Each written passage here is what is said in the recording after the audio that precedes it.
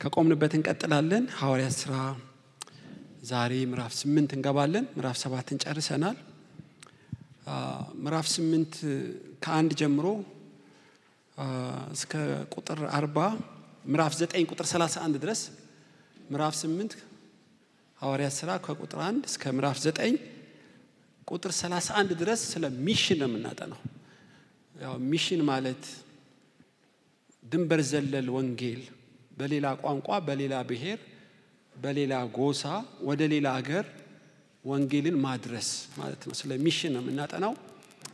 እንግዲህ ሐዋርያት ሥራ ያው እንደምታውቁት የሚሽን ስራ ነው እና በሐዋርያት ሥራ ምዕራፍ 8 ላይ ነው የምናጠናው። ባለፈው ያልነበራችሁ የወንጌል አስቀጣዮች 4 ምልክቶች በሚል ርዕስ ከስጢፋኖስ ሕይወትን ያጠና ነው። ስጢፋኖስ ዲያቆን ነበር ጅማሬው። ስሙ አክሊል ማለት ነው እንዳጠና ነው። ይሄ ዲያቆን ሆኖ ጅማሬው ትንሽ ቢሆንም በፍጥነት ሰማያትን ያስከፈተ በተአምራት ምድርን ያስደመመ ሰው ነው እንደምታውቁ። እና ሐዋርያቱ ይበልጡታል። 3 ዓመት ተኩል ነው ጌታ የደከመባቸው። ስጢፋኖስ ግን አመጣጡ ድንገት በሰዎች ምርጫ በምእመናን ብጥብጥ ውስጥ በድቁና ስራ ላይ የተመደበ ሰው ነው እና ሩጫው በዛ ቢጀምርም አፈጻጸሙ ግን ተአምራዊ ነው በእውነት ስጢፋኖስ። እና አንደኛ ሰው ሁሉ በአንድ ድምጽ ስጢፋኖስን መረጠው። በአንድ ድምጽ እና ጥበብ አለበት፣ እግዚአብሔርን ይፈራል፣ ሰዎች የመሰከሩለት ነው፣ መንፈስ ቅዱስ የተሞላ ነው፣ መስፈርቱን አሟልቷል። ከፊልጶስ በፊት ስጢፋኖስ ነው በሁሉ ድምጽ በፍጥነት የተመረጠው። እና ስጢፋኖስ በድቁና ላይ ሲሾም የመበለቶችን የምእመናንን ግጭት ለማብረድ እጅ በመጫን ሲሾም ወዲያው ነው ጭጭ ያደረገው። እንግዲህ ይሄ ጴጥሮስ በጠላው ሰው ቢፈውስም ሰዎችን ማስታረቅ ግን ለስጢፋኖስ ተችሎታል። እና ሰዎች ሁሉ የመሰከሩለት ነው። እንግዲህ ወንጌል እንዳይቆም እንዳይዘገይም በጣም ያቀጣጠለው አንዱ ስጢፋኖስ ነው። እና እንደምታውቁት በረድ ብሎ ነበር በሐዋርያቱ። ወንጌሉን ያበረደው ተአምራቱን የሚያቀዘቀዘው የምእመናን ግጭት ነው። ታውቃላችሁ ብዙ ጊዜ የውጪ ጦርነት ቤተክርስቲያንን ያጠነክራታል እንጂ አያሸንፋትም። በጣም እንደ አከርካሪዋን የሚሰብረው ከውስጥ የተነሳ ግጭት ነው። እና መልኩን ይቀይራል ሰይጣን። ባለፈው ሽማግሌዎችን ተውሶ ሊያስረው ፈለገ፣ ግን ገማሊያን ተውሶ ነፃ አወጣቸው። ከዚህ በፊት እየዛቱ ሊያስሯቸው ፈለጉ፣ መልአክ ነው ያወጣቸው። እና በውጭ ያለው ጦርነት ተአምራትን እያበዛ ገድልን እያበዛ መጣ። ስለዚህ ሰይጣን መልኩን ቀየርና በምእመናን ውስጥ ግጭት ፈጠረ። ዳውም ግጭቱ በዳቦ በስኳር በሻይ አይነት ነገር ነው። እና መበለቶች ባል የሌላቸው ሴቶች ተጎዱ። ከውጭ ሀገር የመጡ አይሁዶች ውስጥ ያሉ አይሁዶች ያደሉባቸው ጀመር። እና ቋንቋን አይችሉም፣ ባህሉን አያውቁም። ከውጪ በመጡት ላይ ቸላሏቸው። እና እያንዳንዱ ትንንሽ ኩርፊያዎች ትንንሽ ግጭቶች ይገርማቸዋል ተቀጣጥለው በፑልፒት ላይ ያለውን የሐዋርያቱን አገልግሎት ጥላ ጣለበት ማለት ነው። እና ጴጥሮስ ገብቶታል። ወዲያውኑ ምእመናንን ሰብስቦ ማወያየት ነው የጀመረው። እና ማወያየት ምንድነው ችግሩ አላቸው። እነሱም ችግሩን ነገሩት። ግን የመፍትሄ አቅጣጫ እና ሊያደርጉ የሚገባውን ነገራቸው። ድንቅ የሽማግሌ አመራር በእውነት አላፈነውም፣ አላቃለለውም። ችግሩን አወያየ። መበለቶች እንደተበደሉ ሰማ። ስለዚህ መስፈርት አወጣ ማለት ነው። እግዚአብሔርን የሚፈራ ጥበብ ያለበት መንፈስ ቅዱስ የተሞላ እና የተመሰከረለት 7 ሰዎች ምረጡ፣ ለዚህ ስራ እጅ እንጭናለን፣ የኛ ድርሻ እሱ ነው። እና ዋናውን የወንጌልና የጸሎት አገልግሎትን ጋርድ አደረገው ማለት ነው። ድንቅ ነው አመራራቸው። ስለዚህ ስጢፋኖስ ተመረጠ ማለት ነው። እንግዲህ ይሄ ወንጌል አቀጣጣይ ስጢፋኖስ በሱ በኩል ከሰው ሁሉ ጋር በሰላም ይኖረ ነው። ከሰው ሁሉ ጋር ሰምና ወርቅ ሆኑ ማለት አይደለም። በእኔ በኩል የግጭት ምክንያት አልሁን፣ የጠብ ምክንያት አልሁን እንጂ ኢየሱስንም ሰው ጠልቶታል፣ ስጢፋኖስንም ወግረውታል እንደምታውቁ። ግን ብትመረምሩት በዮሐንስ ማለት በስጢፋኖስ ምክንያት አልተገኘም። እንደ ዳንኤል ምክንያት አልባ ሕይወት ሆነ ማለት ነው። እና ወንጌል እንዲቀጣጠል ሁለተኛው ምክንያት ከስጢፋኖስ የተማርነው ጸጋን የሚያቀጣጥል ነው፣ አያዳፍንም። እና ለድቁና ሰዎች እጅ ቢጭኑበትም በከተማ ውስጥ ታላላቅ ተአምራት ያደርግ ነበር። ይሄ ድንቅ ነው። መንፈስ ቅዱስን ፈቀደለት፣ ከመንፈስ ቅዱስ ጋር ተናቧል ማለት ነው እስጢፋኖስ። ስለዚህ ታላላቅ ተአምራት ማለት እጅ መቀጠል፣ አይን ማብራት፣ ሽባዎች አንካሳዎችን መፈወስ ይሆናል። በከተማ ውስጥ እንደነ ጴጥሮስ ሪቫይቫል እንቅስቃሴ እንዲመጣ ምክንያቱ ጸጋውን አላዳፈንም።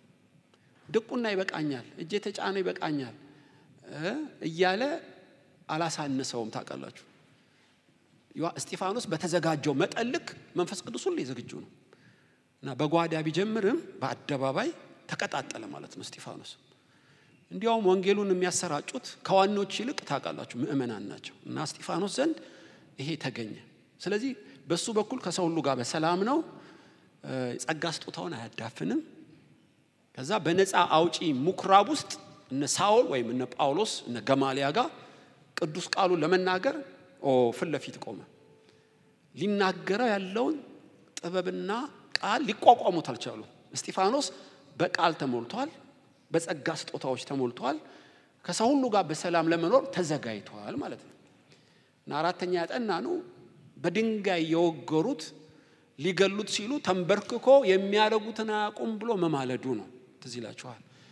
እና የሚጠላውን የሚወድ ልብ ተገኘበት ማለት ነው። ስለዚህ እነዚህ አራቱ ተደምረው ሰማያት ተከፈቱ፣ ፊቱ አበራ፣ ሐዋርያው ጳውሎስ ተገርሞበታል እና ወንጌል በምድር ሁሉ እንዲሰራጭ እስጢፋኖስ ምክንያት ሆነ። ስለዚህ ጌታ ቆሞ ነው የተቀበለው፣ ሰማያት ተከፍቶ ነው የተቀበለው፣ ፊቱ እያበራ ነው የተቀበለው።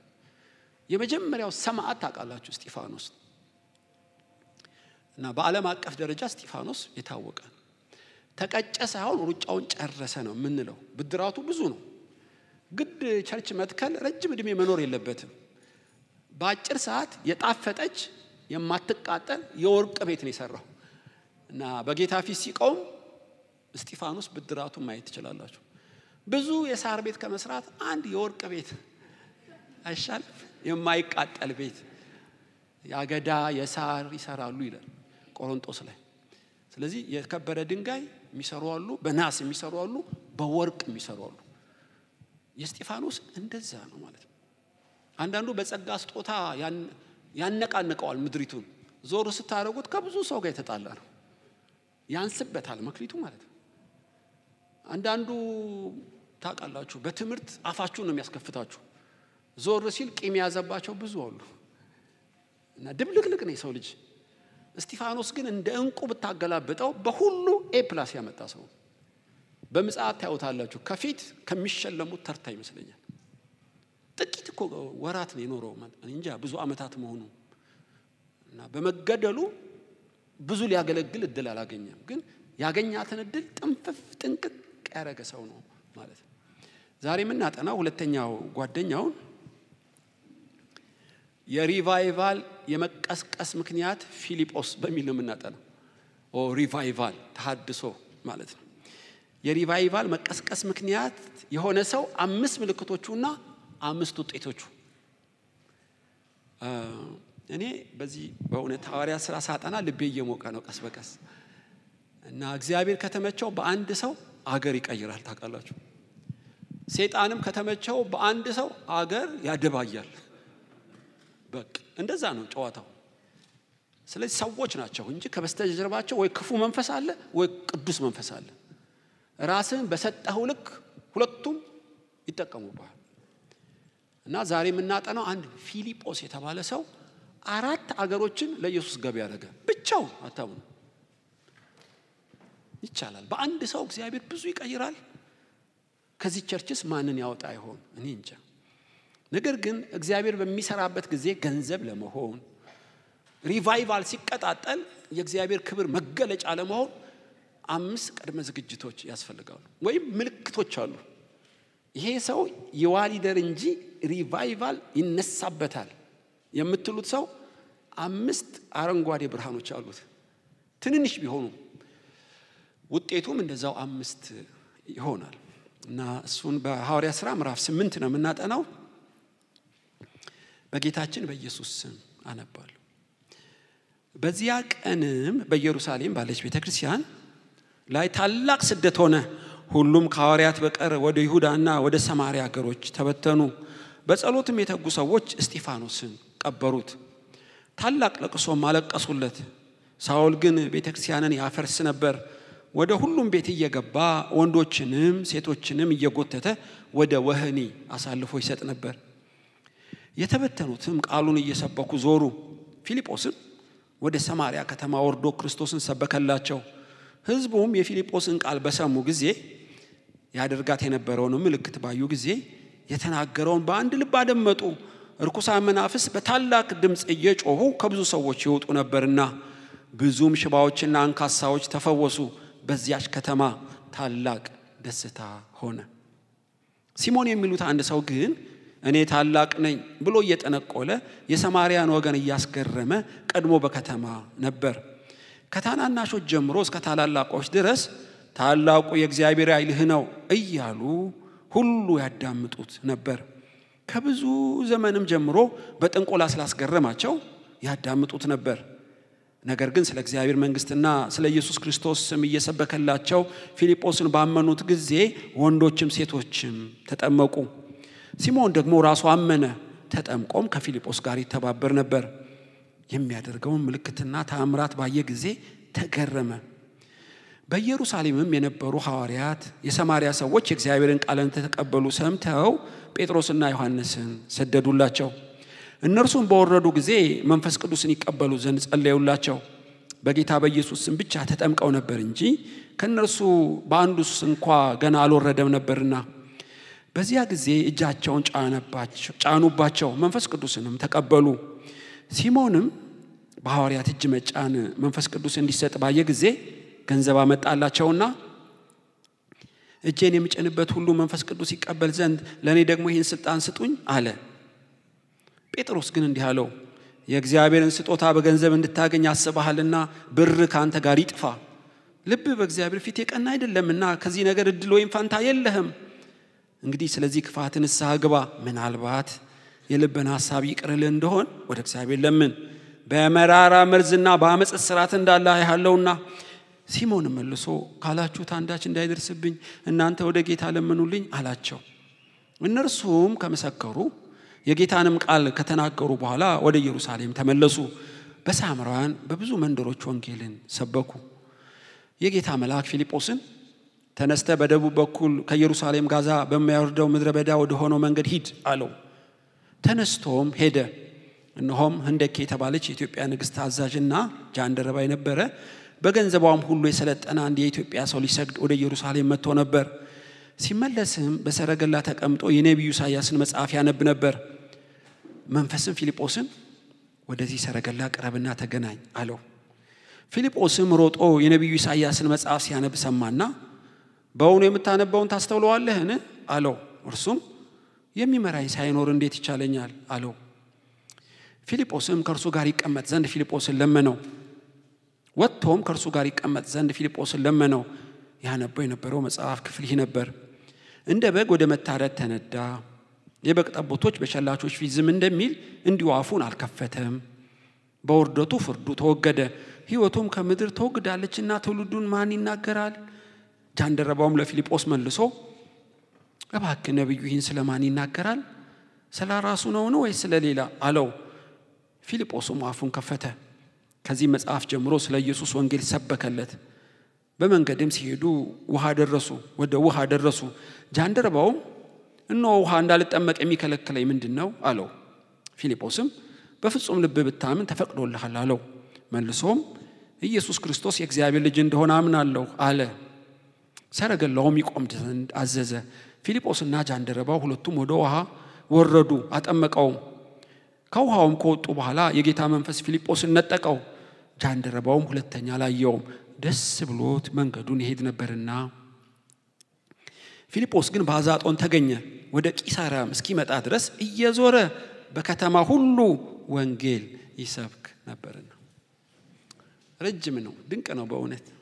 እግዚአብሔር እንዲያስተምረን ጥቂት እንጸልያለን።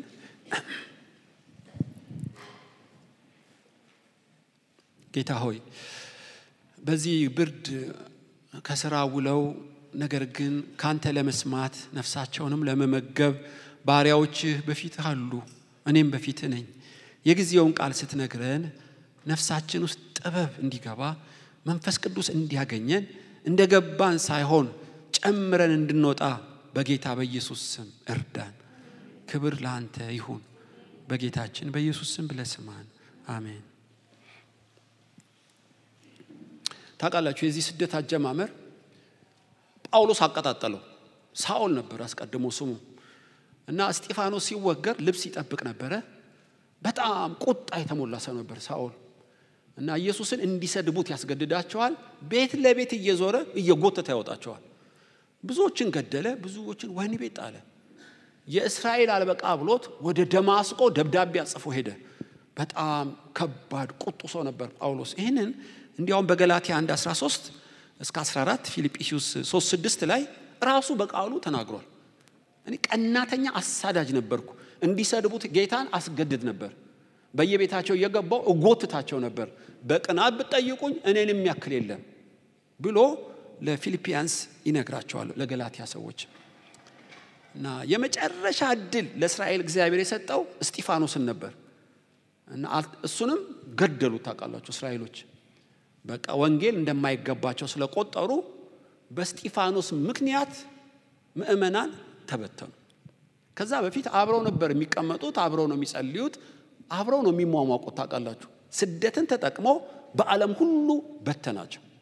በጾም በጸሎት የተጉ እስጢፋኖስን ቀበሩት። ምእመናንም ለመጀመሪያ ጊዜ አይሁዳዊ ላልሆነ ሰው ወንጌል ለመስበክ ተበተኑ። ሳይወዱ በግድ ነው የተበተኑት። እግዚአብሔር የተጠቀመበት ይመስለኛል። እና ጳውሎስ አፋጠነው፣ ሳኦል ስደቱን አፋጠነው። ነገር ግን እግዚአብሔር በሱም እንደሚጠቀም አላወቀም። እና ፊልጶስ ለመጀመሪያ ወደ ሰማሪያ ገባ ማለት ነው። ሰማሪያ ማን ነች ነው? እስራኤል ውስጥ ያለች አገር ነች። አንድ ንጉስ፣ የሶሪያ ንጉስ ይመስለኛል፣ ሳምር ከተባለች የራሱን ነገድ አምጥቶ አስፍሮባቸዋል። እና ሳምራውያን የተባሉት በዛ ንጉስ ምክንያት ነው። እና ተቀላቀለ የእስራኤል ህዝብና ሳምራውያን ተቀላቀሉ።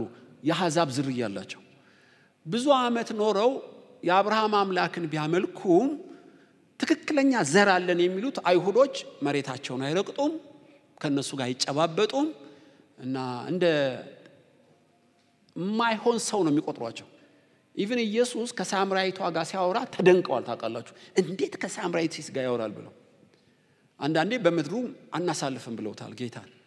እና ጥላቻቸው ከመጠን የበለጠ ነው። እና እስራኤሎች ይንቋቸዋል። የተናቀሰው ደግሞ ጠንካራ ነው። ታውቃላችሁ እነዛም ከማን እናንሳለን በሚል የራሳቸው መልስ ምት ይሰጣሉ ማለት ነው። ከዚህ እንደ ቢሾፍቱ ወይ ቅርብ ከተማ ነች እኮ ለእስራኤሎች ሳማሪያን በጣም ቅርብ ነች። ሆኖም አንድም ሐዋርያ፣ አንድም ካህን፣ አንድም ነብይ ሄዶ ወንጌል አልነገራቸው እና እውነተኛውን ወንጌል የሚነግራቸው ስለጠፋ ሲሞን በተባለው ጠንቋይ ሰይጣን የሰማሪያ ህዝብ በመዳፍ ውስጥ ጨመራቸው። ሲሞን ማለት ስትሰጡት የሚሰጥ ማለት ነው። እና እኛ ጋር አንዳንድ አቶ ከሌ ይቆጣሉ የሚባሉ መናፍስት ያለባቸው ሰዎች አሉ። ከሳቸው ጋር ማን ይዳፈራል የሚባል አይነት ነው። እና ሲሞን አንድ ሰው ቢመስላችሁም በውስጡ ብዙ ጅኒ ስላለ ከተማዋን በመዳፍ ውስጥ ጨምሯታል። እንዲያውም ሉቃስ ይጽፍልን ከታናሽ እስከ ታላቅ ድረስ ታላቁ የእግዚአብሔር ኃይል እያሉ ሁሉ ያዳምጡት ነበር፣ ሁሉም ይገዙለት ነበር። ለብዙ ዘመን ሲሞንን እንደ እግዚአብሔር ኃይል ነው የቆጠሩት። እና ብዙ አንካሳዎች ነበሩ፣ ብዙ ደስተኛ የሌላቸው ሰዎች ነበሩ፣ ብዙ የሚጨነቁ ነበሩ። ለምን ሆኑ? ቀይ በግ አምጣልኝ እምቢ ካለ ሽባ ያደርገዋል ማለት ነው በእኛ ኮንቴክስት። እና አንዱን ሽባ ሲያደርገው መንፈሱ ጠቅላላ ይገዙለታል። እንዲያውም የእግዚአብሔር ኃይል ነው የሚሉት። ታውቃላችሁ እኛም ሀገር ጠንቋውን አዋቂ ነው የሚባለው። መተተኛ እኮ ነው ጠንቋይ ነው፣ የታወቀ ጠንቋይ መተተኛ ነው። ግን ጠዋት እዛ ጋ ነው፣ ከሰዓት እሱ ጋር ይኬዳል። እና ሁሉም ጸጥ ለጥ ብሎ ነው የሚገዛው። ይፈሩታል። ከእግዚአብሔር እንዳልሆነ እያወቁ ግን ይፈሩታል። እና እንዲህ ያለ ሰው ነበር ማለት ነው ሲሞን። እኔ አንዲት አሮጊት አውቃለሁ ልትሞት ስትል ጠሩኝ። ጨሌ እንደምታመልክ አውቃለሁ። እና አሁን ይኸውልሽ እያጣጣርሽ ነው ንስሐ ግቢና ጨሌውን ጣይ አልኳት። አረ እኔንም ልጄንም ይገልብኛል አለች። ይኸው የሞትሽ እኮ ነው በቃ። እና ብትሞችም ከጌታ ጋር ሂጂ እባክሽን ጨሌውንም ካጂ ጣዩ አልኳት። አልጥልም አለች። እንዳቀፈች ሞተች። እሷንም ልጇንም ገደለችው። አታምኑ። የሚያስገርም ነው። ገዳይ ነው ግን ይፈሩታል። እና እንዲህ ያለ ኢትዮጵያ ውስጥ መቼም እንግዳ አይደለንም። በየቦታው አሉ። የሲሞን መንፈስ አለ። እና ይሄ የእግዚአብሔር ታላቁ ኃይል እያሉ የሚገዙለት ከታናሽ እስከ ታላቅ የሚገዙለት የሰማሪያ ከንቲባ አለ። የሚያወጣው የሚያገባው ግን ሲሞን ነው፣ ቀጭን ጌታው። እሳቸው ራሳቸው ግዛት አላቸው ማለት ነው። ይሄ ሰው ተራ ሰው ብቻ እንዳይመስላችሁ። እና ብዙ ሽባና አንካሳ ይበዛው ከዚህ ከሲሞን ጥንቆላ የተነሳ እየመታቸው ነው። እና ከሱ በቀር ሌላ ሰምተው ስለማያውቁ ከሱ የሚበልጥ ኃይልም እንዳለው ስላልገባቸው ሁሉም ተገዙለት። ያሳዝናል። ያ ሁሉ ካህንና ነቢይ ባለበት ሲሞን አንዱን ከተማ በቁጥጥር ስር ከቶታል። የተፈተነ እግዚአብሔር ቃልና ኃይል ያለው ሕያው አምላክ የሚያመልኩ ብዙ አሉ። ለሳማርያን የሚደርስላቸው አጡ። ይሄ ስትሮንግ ሆልድ የሚባለው ነው። ክልሉን አስጠበቀ ማለት ነው። በዚህ ሰዓት ነው ሲሞን ክልሉን እንደያዘ ፊልጶስ ወደ ሰማርያ ገባ። ይገርማችኋል። እና እግዚአብሔር ስምዖንን ተውሶ ሲገባ ፊልጶስን፣ ሰይጣን ደግሞ ሲሞንን ይዞ ግብ ገጠሙ ማለት ነው። እና ይሄንን ህዝብ ነፃ ለማውጣት ይሄንን ህዝብ እውነተኛ ወንጌል ለመስበክ የመጀመሪያው ድንበር ዘለል ስትሮንግ ኮልድ ሰብሮ የገባው ፊልጶስ እና በኋላ ውጤቱን እናየዋለን ምን እንደሆነ። ቀደም ስናነብም ሰምታችኋል። እና ውጤቱ በጣም የሚያስገርም ነው። በሰማርያ ከተማ እምብርት ላይ ቆሞ ወንጌልን በድፍረት ሲሰብክ ብዙ አጋንንቶች እየጮሁ ብዙ ድንቅ ታምራት ሆነ። ሲቲ ኢቫንጀሊዝም ፊልጶስ ራሱ እስኪገረም ድረስ አስገራሚ ተሐድሶ ጀመረ። ፍልሚያውን ጀመረው ማለት ነው። ውጤቱን መጨረሻ ላይ እናያለን። ነገር ግን ለዚህ ለሪቫይቫል በሰማርያ ውስጥ ለመቀስቀስ ምልክቱ ያለበት ሰው ማን ነው የሚለው ነው። አንደኛ የፊልጶስ ምልክት ምንድነው? እግዚአብሔር እንዲጠቀምበት በጨለማ ኃይል የተያዙትን ነፃ እንዲያወጣ እግዚአብሔር በፊልጶስ የተጠቀመበት አንዱ ምክንያት ፊልጶስ ለተገለጠለት ራእይ ታዛዥ ነው። ዛሬ አንዱን ማካፈላችሁ እሱ ነው። በማንም ሰው እግዚአብሔር ሪቫይቫል ያስነሳ ክብሩንም አይገልጥም ታውቃላችሁ። እና በጓዳ ለብቻው ፊልጶስ በብዙ የተፈተነ ነው። አንዱ የተፈተነው ለተገለጠለት ራእይ በፍጥነት የሚታዘዝ ነው። ፊልጶስ ማለት ፈረሰኞችን ይወዳል። ብትፈልጉ ፈረሰኛ በሉት። ጌታውን በጀርባው አዝሎ ለጦርነት የሚጋልብ ፈረስ አይነት ነው የስሙ ትርጉሙ። እና መንፈስ ቅዱስ ተመቸው ፊልጶስ። ብዙ ሐዋርያት አሉ፣ ብዙ የጌታ ደቀ መዛሙርት አሉ። የሰማርያን ከተማ ግን በፊልጶስ ድል ለመንሳት ነው ጌታ ይፈልገው። እና እዛ ወንጌል እየሰበከ ያለ መልአክ ተገለጠለት። ፊልጶስ ብዙ ህዝብ ከቦሃል፣ ከተአምራቱ የተነሳ አጋንንቶች እየወጡ ነው፣ የሰው ሁሉ አይን አንተ ላይ ነው። ይሄን ፕሮግራም ታቆምና ወደ ምድረ በዳ ሂድ አለው። ጌታ ሆይ ይሄ ሁሉ ህዝብ እየዳነ ያየ ብዙ የምትልከው ሰው አጥተህ ነው እንዴ ሲል አታዩትም? ፊልጶስም ከብዙ ሰው ወደ አንድ ሰው ከከተማ ወደ ምድረ በዳ መጓዝ ጀመረ። ወዴት እንደሚሄድ ይብና አያውቅም። መስማቱን ነው የሚያውቀው፣ መታዘዙን የገባው። ነገር ግን ለተገለጠለት ራእይ ሲዘገይ አታየው። ፊልጶስም ወደ ምድረ በዳ ሄደ። እኔ አሁን እዚህ አያት ሞቅ ባለበት እንደው ድንገት መጥቶ ወደ አንድ ምድረ በዳ ወደ አንድ ሰው ሂድ ቢለኝ ወገኖች በፍጥነት እንደ ፊልጶስ ይሄዳለሁ ወይ? መታዘዝን ካለመድኩ በቀር በሪቫይቫል ሰዓት በጣም ከባድ ነው። ፊልጶስ ብዙ ሰው ተኮር አይደለም፣ ክብር ተኮር አይደለም። ለአምላኩ ቃል የመታዘዝ ልምድ እንዳለው ታያላችሁ። እዛ ወደ ምድረ በዳ ሲሄድ መልአክ ነበር መጀመሪያ የተገለጠለት። ከሥላሴ አንዱ መንፈስ ቅዱስ ወደ ጆሮ መጣ። ፊልጶስ በጃንደረባውን አይተዋል? ይሄ ጋሪ የሚነዳው በሰረገላ የሚሄደው አዎ፣ ፍጠንና ተገናኘው አሉ። ፊልጶስም ሩጫ ጀመረ። መጀመሪያ መልአክ ነው የተገለጠለት። ሁለተኛው ግን ከሥላሴ አንዱ መንፈስ ቅዱስ በጆሮ ያወራው ጀመረ። አይ ለትንሹ ስትታዘዝ ክብር ይጨምራል ማለት ነው። ድምጽ ይጨምራል ማለት ነው። እልቅና ይጨምራል፣ ጥበብ ይጨምራል ማለት ነው። ስለዚህ እንደ ነቢያቱ እንደ በብሉይ ኪዳን እንዳሉት ኃያላን መንፈስ ቅዱስ በጆሮ ያወራው ጀመረ። ፊልጶስ አውቃለሁ ለራስ ዝና አትኖርም፣ ለራስ ክብር አትኖርም፣ ለተገለጠልህ ፈቃድ በጣም ፈጣን ነህ።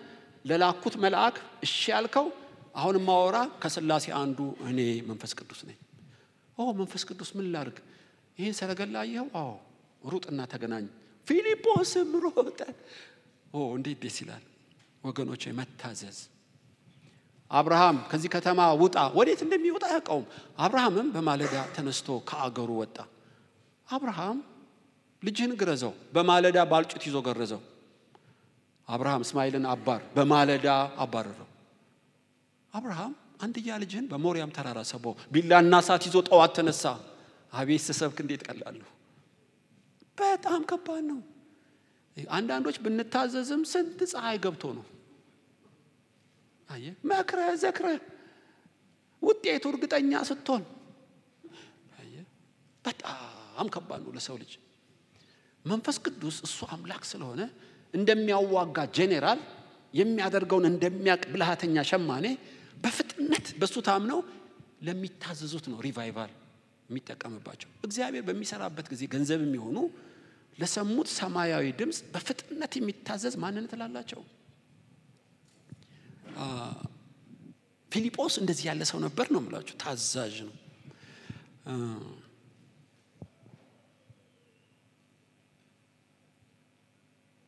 በትንቢተ ኤርምያስ ምዕራፍ 35 ላይ ከዚህ በፊት ነግሬያችሁ እንደሆነ ይመስለኛል ሬካውያን የሚባሉ ሰዎች አሉ። ሬካውያን አባታቸው ኢዮናዳብ ይባላል። የነገዱ አባት ነው እና በጣም አስቸጋሪ ትእዛዝ ነው ያዘዛቸው። በምድር ላይ ለዘላለም እንድትኖሩ ተዘልላችሁ እንድትኖሩ ትፈልጋላችሁ? አዎ አባታችን። አንደኛ ቤት እንዳሰሩ፣ ሁለት ማንም እርሻ እንዳያርስ፣ ሶስት ወይን ጠጅ እንዳጠጡ። እንዴ መሰረታዊ እኮ ነገር ነው የከለከልከን። ይሄው ነው በቃ። እና ባልና ሚስት ልጆች ጭምር ዘላን ሆነው አንዱም ቤት ሳይሰራ በድንኳን እየኖሩ እርሻ ሳያርሱ መሬት ሳያጡ ወይን ጠጅ ሳይጠጡ ለብዙ ጊዜ ኖሩ በእስራኤል ምድር ውስጥ። መሰረታዊ ነገር ነው የከለከላቸው። በኋላ ለነብዩ ኤርምያስ ሬካውያን የተባሉትን ቤተ መቅደስ ጓዳ ሰብስብልኝ አለው። ለምን? ከሰበሰብክ በኋላ እማሳይህ አስደናቂ ነገር አለ። ጥሩምባ ነፋ ኤርምያስ። ሬካውያን በእግዚአብሔር ቤት ጓዳኑ ግጥም አሉለት። ይሄው ተሰብስበዋል። ምን ላበላቸው አለው። ለእያንዳንዱ በብርሌ ወይን ጠጅ ስጣቸው አለው። ወይን ጠጅ ስጣቸው። በማንቆርቆሪያ እየቀዳ ይሄው ቀዳውላቸው። የሰራዊት ጌታ እግዚአብሔር ጠጡ ይላቸዋል ብለው። ያው እኔ ምቀባጥር ነብይ አይደለሁም። ጌታ ያዘኝ ጠጁን እያንዳንድሽ ጠጅ። ኤርምያስ አንተ አትቀባጥርም እናውቃለን። ሳትሰማ አትናገርም። ነገር ግን በሕያው አምላክን እንምላለን አንጠጣ። ለምንድን ነው የማትጠጡት በላቸዋለሁ። አባታችን ከ300 ዓመት በፊት ወይን ጠጅ አትጠጡ፣ ቤት አትስሩ፣ እርሻ አትረሱ ብሎናል። እኛና ሚስት ልጆቻችን አንዳችንም ትእዛዙን ተላልፈን አናውቅም። ለምንድን ነው እንዲህ ያላችሁ? በምድር ላይ ተዘልላችሁ እንድትኖሩ ነው አለን። ወይ ጉድ! ኤርምያስም አያውቅም ይሄን ነገር። አየህ ኤርምያስ ይሄን ትእዛዝ ያዘዛቸው አንድ ዮናዳብ የተባለ የሞተ ሽማግሌ ነው። ሞቷል እኮ አንድ ቀን ያዘዛቸው። እኔ ግን ሕያው የሆንኩ አምላክ በየቀኑ ነው ማዘው ለእስራኤል ሕዝብ። ያባታቸው ወይን ጠጅ አትጠጡ፣ ቤት አትስሩ ነው ያላቸው። መሰረታዊ ነገር ነው የከለከላቸው። እኔ ግን ዝሙት አታርጉ፣ ኃጢአት አታርጉ ነው የሚያልኳቸው። አየው አባታቸው ምን ተስፋ እንዳለው ለማይታወቅ ነው ያዘዛቸው። እኔ ግን ፍጻሜና ተስፋ ያለው ነገር ነው ያዘዝኳቸው። እኔ በእነዚህ ሰዎች ቀናሁ ለእግዚአብሔር። ተመልከት፣ እኔና ዮናዳብን አስተያየን። በየጠዋት በየማታ ብናገር አይሰሙም። እሱ ግን አንዴ ተናግሮ ሰሙት። እኔ ቀላል ነገር ተናግሬ አይታዘዙኝም። ከባድ ነገር ተናግሮ ታዘዙት። ምንም ተስፋ ለሌለው ነገር አዘዛቸው። እኔ ግን ተስፋ ላለው ነው ያዘዝኩት። ተመልከት፣ ፍረድ ኤርምያስ አለ። ከሌካውያን ምንም የአብርሃም ዘር ባይሆኑም ካህን የሚሆን አይጠፋም ብለ ማለላቸው። ወድጃቸዋለሁ እነሱን እያለ በምሳሌ ሲነግራቸው ታውቃላችሁ። አንዳንዴ እኛ መታዘዝ የሚመስለን መስማማት በቃ ሲገባን ስንረዳ ውጤቱ ጥሩ ሲሆን እንታዘዛለን። ያ ስምምነት ነው እንጂ መታዘዝ አይባልም። መታዘዝ ከሰማይ ይሁን እንደ ቃል ይሁን እንጂ ለመጣል ሰማያዊ ድምጽ እሺ ብለ ስትገዛ እኮ ነው መታዘዝ። እና ፊልጶስ በዚህ ውቅር ውስጥ ነው ያለው ማለት ነው። ከአምላኩ አፍ ይውጣ እንጂ በፍጥነት በመሰጠት የሚታዘዝ ነው። ተመቸው ጌታ። ይሄ ሰው ከተማን ለመገለባበጥ ተመችቶኛል አለ። ለምን? እግዚአብሔርን ያደከመዋሉ በክርክር አየ። እግዚአብሔርን በእነሱ ልክ ይሰፉትና እንደ ፈሪሳውያን ሰዱቃውያን ካልገባቸው አይንቀሳቀሱ። ከነሱ የሚበልጥ ያልተረዱት ነገር ከመጣ ይዘጉታል። እሺ አይሉ። አሮጌ አቁማዳ ሁሉ ከናንተ ጋር አልሰራም አለ ማለት ነው ጌታ። ታውቃላችሁ። ፊልጶስ ግን እንደዛ አይደለም። በጣም የሚታዘዝ ማንነት እንዳለው ለምልክትነት የተጻፈ ነው። ሁለተኛ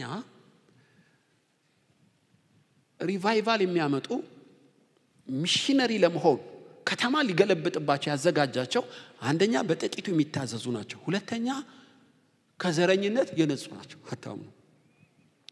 እነ ጴጥሮስ ሰማርያ ለምን አልሄዱም? ያልተገረዘ ህዝብ ሁሉ እያሉ ምንም 3 ዓመት ተኩል ቢደክምበትም ከደም ውስጥ አጥቦ ለማውጣት ያቃተው ዘረኝነት። በተለይ ጴጥሮስ ቆርኔሌዎስ ጸሎት ተሰምቷል። ቁርበት ፋቂው ስምዖን የተባለ ልካ አስጠራ የሚነግር ነገር አለ።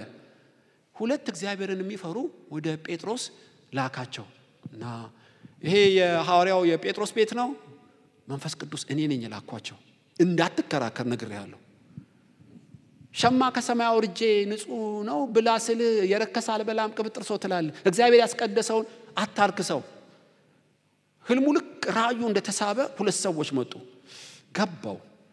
እነዚህ አሕዛብ ርኩስ ናቸው ማለትን አቆም።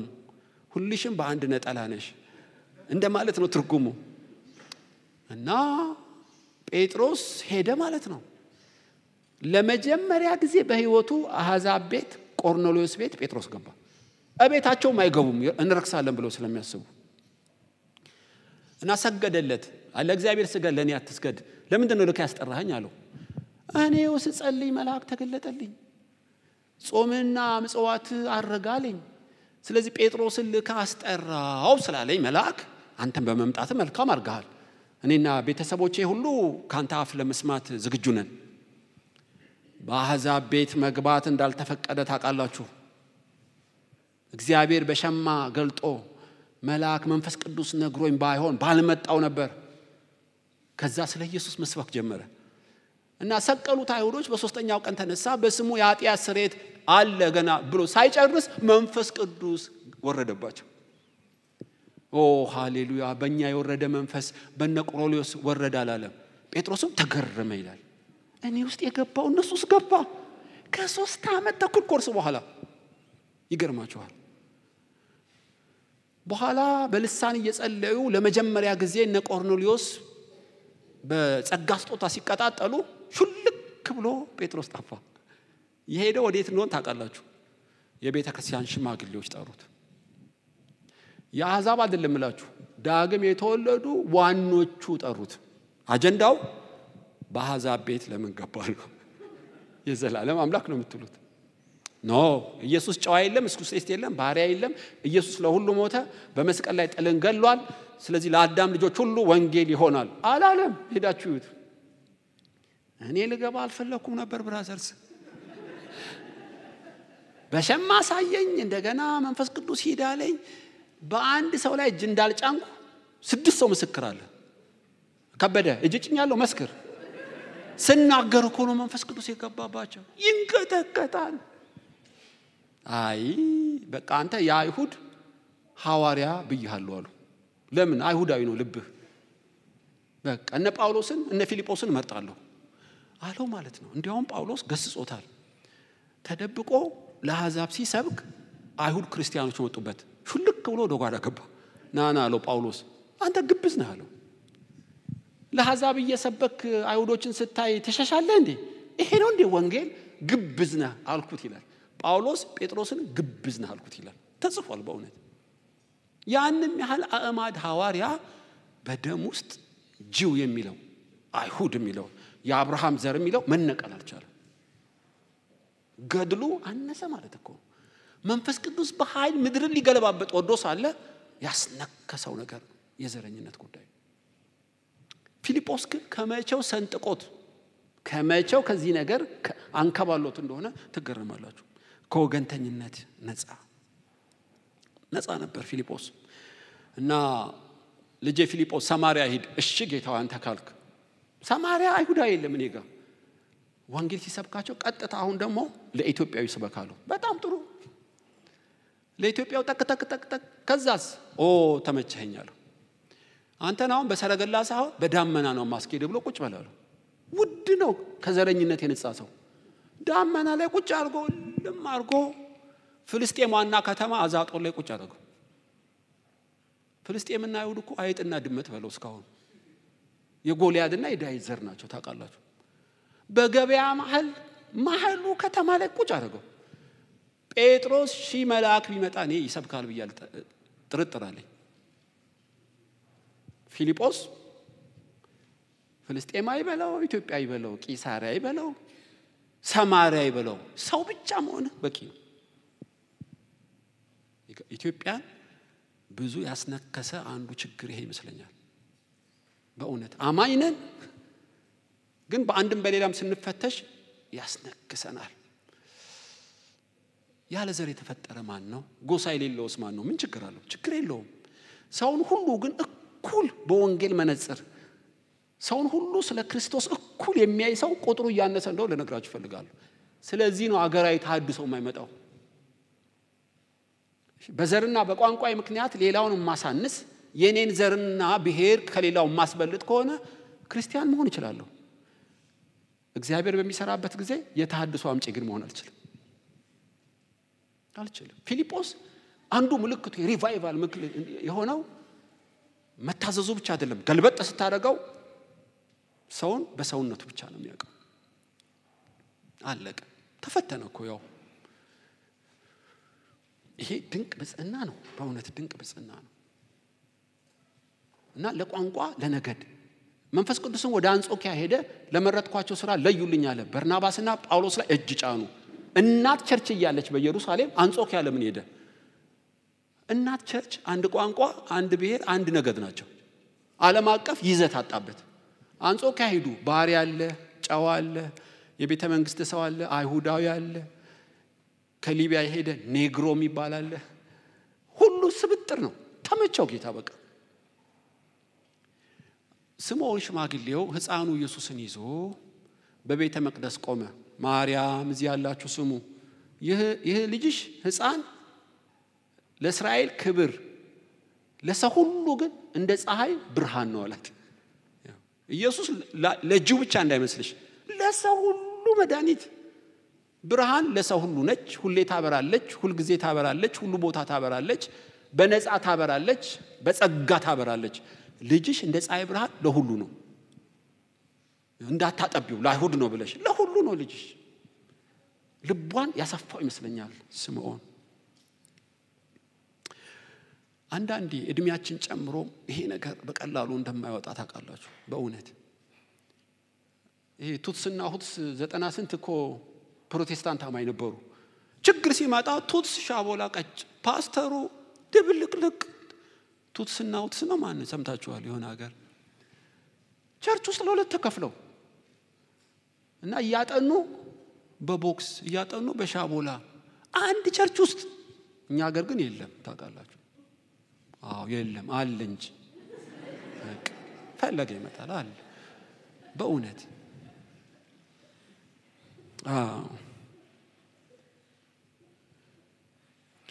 ነብዩ ዮናስ ሂድና ወደ ነነዌ ንስሐ ስበካለው ግደለኝ ከፈለክ አልሰብክም ብሎ ወደ ተርሴስ ኮበለለ ለምን የነነዌን ንስሐ ገብቶ ከሚድን ሞት ይሻለኛል አለ ዘረኛ ስለሆነ ነው ይጥፉ ለምን አይሁዶችን ስለጨፈጨፉ ብዙ ሰዎችን ስለገደሉ ይገደሉ ብሎ ለአይሁድ ካህን ሳይሆን ጀነራል ሆነ ቢባል ባሳነባሪ አገላብጦ አሽቶ ቢልካውም ገና ልቡ አልተሰበረም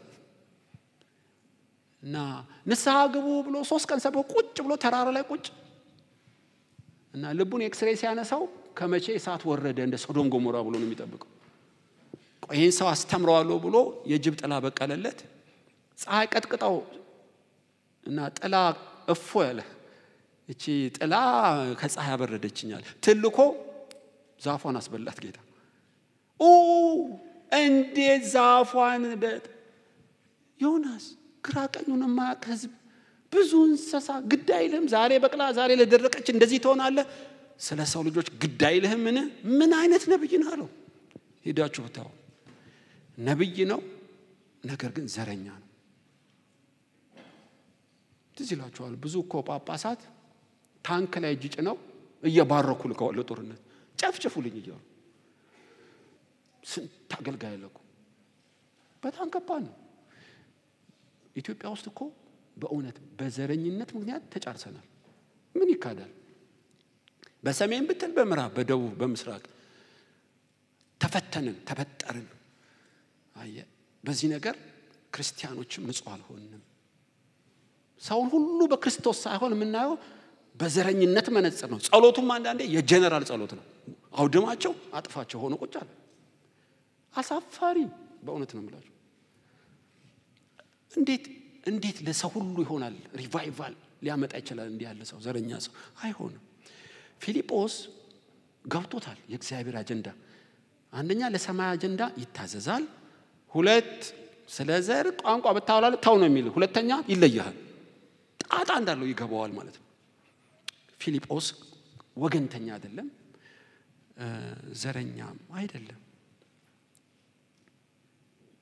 ስለዚህ ነው ኢየሱስ ሐዋርያት በይሁዳ በሰማሪያ በዓለም ሁሉ ሂዱ ያላቸው እኮ የመጨረሻው ትእዛዝ ነው ለሰው ሁሉ ነው ይሄ ወንጌል እምትሄዱት ወደ ሰው ሁሉ ነው ተመልከቱ ብሎ ደጋግሞ ነው የነገራቸው ፊልጶስ ፈጥኖ ገባው እንጂ ዕውቀቱ እኮ ቀድሞ ለሐዋርያቱ ሁሉ ነበር ሶስተኛ ምልክቱ ሪቫይቫል የሚነሳበት ሰው ወይም እግዚአብሔር በሚሰራበት ሰዓት ገንዘብ የሆነ ሰው አንደኛ ለተገለጠለት የሚታዘዝ ነው ሁለት ከዘረኝነት የነጻ ነው ሶስተኛስ በቃል የተሞላ ነው ሄዳችሁ እንደ እስጢፋኖስ ብታዩ ወደ ሰማሪያ ገባ አዲስ ኪዳን በእጁ የለም በብሉይ ኪዳን ክርስቶስን መስበክ ከባድ ስክሪፕቸር ነው ልጅ ይጠይቃል እና ፊልጶስም ሄደ ክርስቶስን ሰበከላቸው ለመታረድ አፉን አልከፈተም እንደ ሸላቾች ዝም አለ ምንድነው ስለማን ነው ኢሳይያስ ስለራሱ ነው አይደለም ስለማን ነው ስለ ኢየሱስ ነው ያዕቆብ በግ ኢየሱስ ነው ለመታረድ ዝም ያለው ላንተ ብሎ ነው እያለ ወንጌልን ኢየሱስን ቁጭ አደረገለት አየ ማቴዎስ ወንጌል ማርቆስ የጳውሎስ መልእክት በእጁ የለም ይሄ ማለት ፊልጶስ ቅዱስ ቃሉ ጠጥቷታል ማለት ነው ልክ የስጢፋኖስ ግርፍ ናቸው ሁለቱም አንድ አይነት ናቸው እና ቃለ እግዚአብሔር የማያጠና ሰው ለሪቫይቫል ምክንያት ሊሆን አይችልም እሺ ሽባ ፈወስክ ተአምራት ሰው ያበዛል ጆሮ ይከፍታል ከዛ ምን ልትሞላው ነው ሁሌ በተአምራት እኮ አትችልም ሁለት ቃል ተናግረህ ወደ ጸሎት እንሂድ ማለት አትችልም ተአምራት ሰው ይጠራል እንጂ አያድንም ታውቃላችሁ የሚያድነው የኢየሱስ ወንጌል ለመስበክ ቅዱስ ቃሉ መሞላት አለበት ካልዛስ ለስተት ትምህርት ነው የምታደርጋቸው ተመጣጣኝና ተከታታይ የእግዚአብሔር ቃል ሙላት ጳውሎስ ትዝላችኋል በአንድ ቤት ለ2 ዓመት ተከራይቶ በየቀኑ ቃለ እግዚአብሔርን ያስተምራቸው ነበር ለ2 ዓመት በየቀኑ ድንቅ ነው ስለዚህ ፊልጶስ ዳቆኑ ፊልጶስ ጠጋ ብለ ካሜራ ካነሳው ቃለ እግዚአብሔርን ጢም ብሏል ማለት ነው እና አንዱ እንደሚንበለበል ጭድ ሳይሆን እንደ ፀሐይ ብርሃን እየነደደ የሚጨምር ሰው የምታውቀው የእግዚአብሔር ቃል ሙላት አለው ወይ ነው። እውነተኛ ሪቫይቫል ምልክቱ እውነተኛ የእግዚአብሔር ቃል የሚሰበክበት ቅዱስ ቃሉን የተሞሉ አገልጋዮች ያሉበት ቦታ እንደ ፀሐይ ብርሃን ሪቫይቫሉ ይሄዳል። ቃል ከሌለስ ቡክ ብሎ ብርድ ነው የሚልልህ። በቃ አለ ስትለው የለም። ጸጋ ስጦታዎች ቃሉን ለማጉላት እንጂ ቃሉን ለመተካት እኮ አይደለም። የእግዚአብሔርን ቃል በተአምራትና በድንቅ ለማጽናት እንጂ ዋነኛ ለመሆን አይደለም የተሰጡት። ስለዚህ በተአምራት ሰውን ትጠራለህ፣ ቃሉን ውስጡ ትከታለህ። ፊልጶስ የክርስቶስን ወንጌል መስበክ ይችላል። ተአምራት ታጥቋል፣ ቃሉንም ታጥቋል። ደግሞ የሚሰብከው ለተማረው ለጃንደረባው ነው። የውጭ ጉዳይ ሚኒስተር በለው ጃንደረባው እና ቀላል ሰው አይደለም። ባለስልጣን ነው፣ ሃይማኖተኛ ነው፣ የተማረ ነው። እንዲህ ያለውን ሰው ኢየሱስ ጌታ ነው በማለት ብቻ ድል አትነሳው። አይምሮ ራሱ ከመናገር በፊት መጨረሻን ያውቀዋል።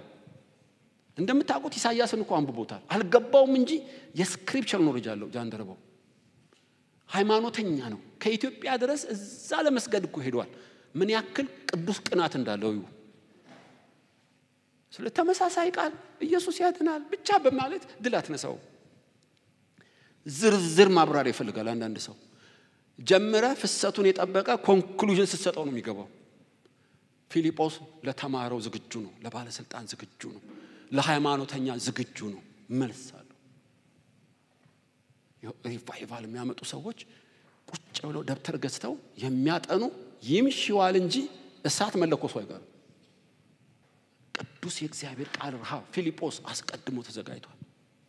መልአክ ሲልክህ መዘጋጀት አትችልም። ቀድሞው ነው። እኔ በኢየሱስ እግር ያጥና በሐዋርያት እግር ያጥና የት እንደተማረ አላውቅም። በየአገሩ ሲልከው የኢየሱስን ወንጌል መተርተር ጀመረ። እንደነ እዝራ ቃኑን ሙሉ እዝራ ተዘጋጅቶ ነበርና ቃሉን ያስተምራቸው ነበር ይላል ማለት ነው። የተሐድሶ ሶስተኛው ምልክት የእግዚአብሔር ቃል ሙላት ነው። አራተኛው ምልክት ምንድነው?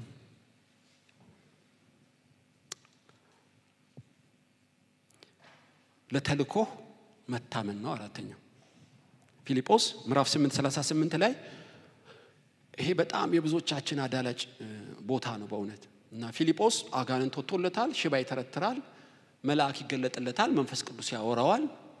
ባለስልጣኖች በሰልፍ መጣ። የውጭ ጉዳይ ሚኒስተር ማለት ታውቃለህ ከኢትዮጵያ እስራኤል ለመሄድ ብዙ ቦዲጋርድ አለው እና ለመንገድ የምትመች እንደ ልሙዚን በላት ሰረገላዋ እኮ ስምጥም ታደርግነች። እንቅልፍ ሲመጣም ሸለብ በሚልበት መኝታ ቤት አላት ከኋላ። እና በንጉስ ህንዴክ የታዘዘ ልዩ የውጭ ጉዳይ ሚኒስተር ነው። እድል ተገጣጠመለት። ሰረገላው ላይ ናውጣ ሲለው ፈቀደለት። ከኢትዮጵያ ጃንደረባ ጎን ቁጭ አለ። አየህ ምናልባት በህይወቱ ቁጭ ብሎ ላያቅ ይችላል። እና ትንሽ እየቀማመሱ መነጽር ያረቁ እየጎበኙ ቬንቲሌሽን ሲስተም አላት። ልዩ ነች ልሙዚን ነው። ነገር ግን ፊልጶስ ልክ ጃንደረባው ጋር ሲቀመጥ ከኢሳይያስ መጽሐፍ ጀመረለት ይላል። እኔ በሆም ምን እላለሁ? ተራ ሰው እንዳልመስለው ከምድረ በዳ የበቀልኩን ጉዳይ ነገር እንዳልመስለው መግቢያ ነው የምሰጠው። ክብር ለእግዚአብሔር ይሁን። ገና ሰማርያ ስገባ አጋንንቶች እንደሾላ ረገፉ። ይገርምሃል ሲሞን የተባለ ለብዙ ጊዜ የነበረ ስትሮንግ ሆልድ ስዘለው አይዘረር መሰለ። መልአክ ከቻይልም እንዴ በሱ ስጋ መንፈስ ቅዱስ እያልኩ አፉን ላስከፍተው እችላለሁ። ፊልጶስ አልዳዳው ነው የምላችሁ። የፊልጶስ ገድል አይደለም የተላከበት የኢየሱስ ገድል ነው። ያው ይሄ የታረደው በግ አፉን ያልከፈተው በግ እሱ ኢየሱስ ነው። አየህ ከዛ ይሄ ውሃ እንዳልጠመቅ ምን ይከለክለኛል አለው ጃንደረባው። ፊልጶስ ሆን ብሎ የጠየቀው ነው። ካመንክ ተፈቅዶልሃል አለው። ፊልጶስ የእግዚአብሔር ሰው እንደሆነ አምናለሁ አላለው። ለምን? ፊልጶስን አልሰበከው። ኢየሱስ የእግዚአብሔር ልጅ እንደሆነ አምናለሁ አለው። በትክክል ተመልሷል። የሰበከው ኢየሱስና ፊልጶስም ከሰረገላው ላይ ወረደ። 4 ነጥብ። አንዳንድ ሰረገላ መስተፋቅር አለው፣ ቶሎ አትወርድም ብራዘር። ትንሽ ወደ ኢትዮጵያ ዘና ወሬ ያበዛ ትቀጥላል። ይኸውልህ ኢትዮጵያ ከጠራኸኝ ስልክ ቁጥሬ እንካ አላለውም። ምንም ነገር ወዴት እንደሚሄድ ሳያውቅ ተልኮን ጨረሰ፣ ወረደ። አንዳንዴ ከባለስልጣን ባለጠጋ እግዚአብሔር ሲያገናኘን ቼክ ያደርገናል። ይሄ ልኮሰኮሳል ወይስ ተልኮ ተኮር ነው ይላል። አንዳንዱ ከተልኮ ውጪ እንድንስጠኝ ፈርምልኝ ቁም ስቅል ባለስልጣናትን የሚያሳዩት የተላከበት ተልኮ ሌላ፣ እሱ የሚነግደው ሌላ። አየህ ተልኮ እንጀራ መጋገሪያ ከማድረግ መሞት ይሻላል። በእውነት ነው የምላችሁ።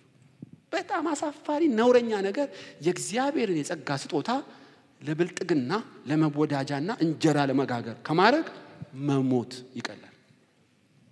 በዚህ ልክ ወንጌልን የሚያወርዱት አሉ። ፊልጶስ በአንድ ቀን የኢትዮጵያ ጃንደረባ አልተሰጠውም።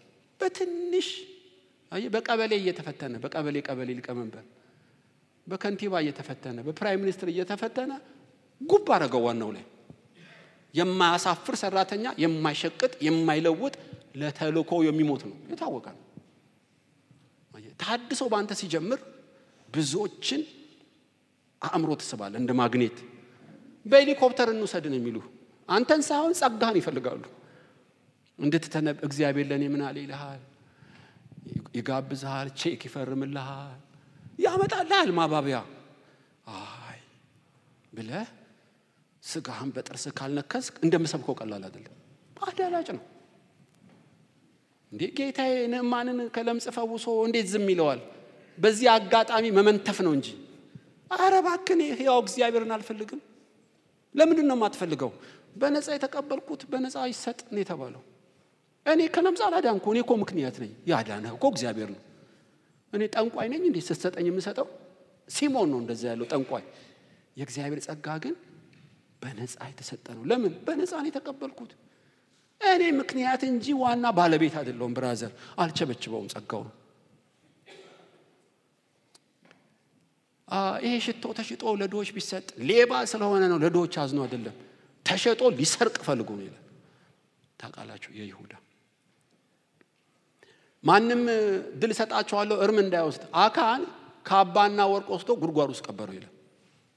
እስራኤልን ሁሉ አስመታ። ሐናና ሰጲራ ባለፈው አጥንተናል። ግማሿን እናስቀር ብለው ተመካከሩ። ያን ሪቫይቫል ለጥቅም ማግኛ ለሚጠፋ ገንዘብ የሚለውጥ ሰው በፍጹም ታድሶ የሚገለጥበት አይደለም። ቢሆንም አይዘልቅም እንዲህ ያለ ሰው። እና ፊልጶስ ከዚህ ዓለም ጣጣ በተለይ ክብር፣ ዝና፣ ጥቅም ምናምን ነገር ዞርም አይልበትም። ከሰረገላ ወርቻው ሂድ በሰላም ሂድ ብራዘር አለቀ።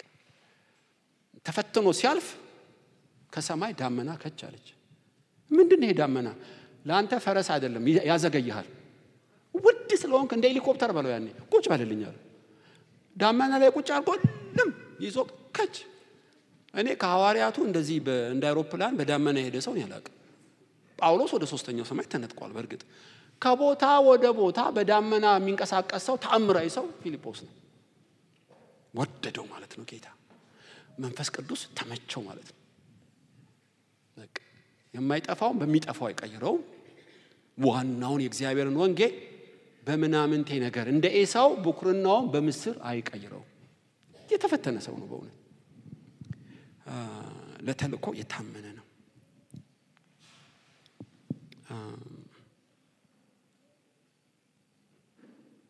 አምስተኛና የመጨረሻው ምዕራፍ 21 ቁጥር 8 ላይ ነው የምታገኙት። ሐዋርያው ጳውሎስም ከወንጌል ቲሞች ጋር ወደ ወንጌል ለመስበክ ይላል 21:8 ላይ ወደ ሰማሪያ ሄደ። ከጳውሎስ ቀድሞ ታውቃላችሁ ያችን ከተማ ምዕራፍ 21 ቁጥር 8 ላይ ቂሳሪያ ማለት ነው ይቅርታ፣ ወደ ቂሳሪያ ሄደ። ሰው የሚበሉ አውሬ የሚበሉ ህዝቦች ነበሩ በጣም እነዚህ ቂሳሪያዎች። እና ጳውሎስ የወንጌል ቲም አደራጅቶ ወንጌል ወደ ቂሳሪያ ለመስበክ ሲሄድ ፊልጶስ እዛ ቁጭ ብሏል፣ ቀድሞታል። እንዲያውም ኮሜንታሪ ሳነብ 20 ዓመት ሆኖታል ይላል። እና ሰማሪያን፣ ኢትዮጵያን፣ አዛጦንን ጨረሰና ወደ ቂሳሪያ በሮ ቁጭ ሴክሬታሪ የለው፣ ቢሮ የለው፣ ደሞዝ የለው፣ ብቻውን ከአጋንንቶች ጋር እየተፋለመ የኢየሱስን ባንዲራ በቂሳሪያ ተከለው። ጳውሎስ ተገረመ። እዚህ በጣም ጨካኝና አውሬ ከሚበሉት ጋር ቤተክርስቲያን የተከለ ሰው አለ? ማን ነው? ለመጀመሪያ ጊዜ ስሙ ተቀይሮ ወንጌላዊ ፊልጶስ። ወንጌላዊ ወገኖች ሆይ ከፓስተር ከቄስ ያነሰ ስም አይደለም። ራሱን የቻለ የክብር ስም ነው። የዘላለም አምላክ አለ ጳውሎስ። ጳውሎስ አትቸገር፣ ለአያሌ ቀን እስከ ወንጌል ግሩፕህ እኔ ቤት ተቀመጣለህ። እኔ ያለው አልቤርጎ አትንከራተት ግባ አለው። ሲገባ ሌላ ጉድከች ፊልጶስ ቤት። ፊልጶስ 4 ሴት ልጆች አሉት፣ 4ቱም ድንግል፣ 4ቱም ነብይ። ድንግል ማን ከጋብቻ በፊት ያልተነካካች እኮ ማለት ይመስለኛል ድንግል። ፊልጶስ ራሱ ለኢየሱስ ድንግል ነው። ይሄ ጃንደረባ ማለት እኮ ንግስቲቷን እንዳይነካካ የተዘጋጀ አይነት ሰው ነው። እንደዛ ነው ትርጉሙ ይመስለኛል። ያለ ንግስቲቷ ድንግል ነው ጃንደረባው። ፊልጶስም ለኢየሱስ ድንግል ነው። ተገናኙ ሁለት ድንግሎች። ሁለት ልጆቹን ስታዩ 4ቱም ድንግል፣ 4ቱም ነብይ ነበሩ። የእሳት ልጅ ነበልባል የሚባለው ይሄ ነው። ስለዚህ ለጳውሎስና ለግሩፑ ወጥ ሲሰጡ ከትንቢት ጋር ነው ብራዘር። ቁርስ ከትንቢት፣ እንቁላል ከትንቢት፣ እራት ያገላብጡሃል። 4ቱም ጋራጅ ገባ ማለት ነው። ፊልጶስ ልጆቹ ለክርስቶስ፣ ቤቱ ለክርስቶስ፣ አገልግሎቱ ሁሉ ሰማያዊ እሳት እኮ ማለት ነው ይሰው። ያንዳንዱ ውጪ ይሰብካል፣ ሲገባ ልጁ ጸጉር ጎንጉኖ ሌላ ቦታ ነው። አባትየው ወንጌል ይሰብካል፣ ልጅየው ያፈርሰዋል። ሚስትየው እስክስታ ትወርዳለች፣ ያኛው ይጸልያል። ድብልቅልቅ እኮ ነው። ፊልጶስ ቤት ገባ፣ የተከፈለ የለም። ሁሉም አንድ ነው። ትንቢት ነው፣ ጸጋ ነው፣ ቃል ነው፣ ለጌታ ነው። ደስ ይላል። አንዳንዱ ቤት ግን ድብልቅልቅ ነው። ስለዚህ ለተልኮ የሚተጋ ነው እኮ የምላችሁ። ፊልጶስ አንድ ቦታ ሰማርያ ነቀነኩ፣ ኢትዮጵያዊን ገበያ ያረኩ፣ አዛጦን ፍልስጤም ሰበኩ ብሎ አታስቀምጠው። እንደ ቋሪ ረግረግ አይደለም፣ ትቶት ይሄዳል። እንደ ፀሐይ ብርሃን ሙሉ ቀን እስኪሆን ይጨምራል። የዳን ሰዎች መሬት ፍለጋ ሲሄዱ አንድ ካህን አንድ ሰው ቤት አገኙ። ይቀድሳል። አንተ ሌዋዊ እዚህ ምን ታረጋለህ አሉት። በአመት 10 ብር እየከፈለኝ ለሚካ እቀድሳለሁ። ለአንድ ሰው ነው የምትቀድሰው? ውጣ ከዚህ ቤት አሉት። አንተ እኮ ለብዙ ነው አሉት። ደስ አለው። ካህኑን የቀጠረው ሰው ካህኔን ለምን ትወስዳላችኋል? አፍህን ዝጋ፣ የተቆጡ አንገትን እንዳይቀሉ አሉ። እሱ እኮ ለብዙ ነው። በአንድ ቦታ ልታስቀምጠው ትፈልጋለህ? ወንጌል አይታሰርም። ወንጌል በብር በደሞዝ አይገዛም። ወንጌል ለዓለም ሁሉ ይሰበካል ወገኖች። ፊልጶስስ ሄደ፣ እየተወ እየዘራ ይሄዳል። ያልተያዘውን ለመያዝ ይዘረጋል። ጳውሎስን ቀደመው። ይገርማቸዋል በወንጌል ሩጫ። ፊልጶስ ባለበት ወንጌል አይደክምም። እየሰነጠቀው የገሃነም ደጆች ሊቋቋሙት አይችሉም። እና ልጆቹም አርበኛ፣ አባትየው አርበኛ፣ ለክርስቶስ የተሰጠ ወንጌል የማይሸቅጥ እሱ ባለበት በፍጥነትና በጥራት ደሞዝ የለ፣ ሴክሬታሪ የለም፣ የኢየሱስን ወንጌል የሚያራምዱ የተባረኩ ናቸው። ጅማሬው ድቁና ቢሆንም ፍጻሜው 4 ከተማን ለኢየሱስ ገብ ያደርጋት። እኔ 4 ስላነበብኩ ነው። ያልተጻፈ ብዙ ከተማ። ለኢትዮጵያ ባለውለታ የመጀመሪያ ወንጌል የሰበከን ፊልጶስ ነው። በጃንደረባው በኩል ነው ወንጌል ኢትዮጵያ ውስጥ የገባው። ለፍልስጤም ባለውለታ ነው፣ ለቂሳሪያ ባለውለታ ነው፣ ለሳምራን ባለውለታ ነው። አንድ ፊልጶስ 4 ከተማን። እግዚአብሔር ከተመቸው እንደዛ ነው።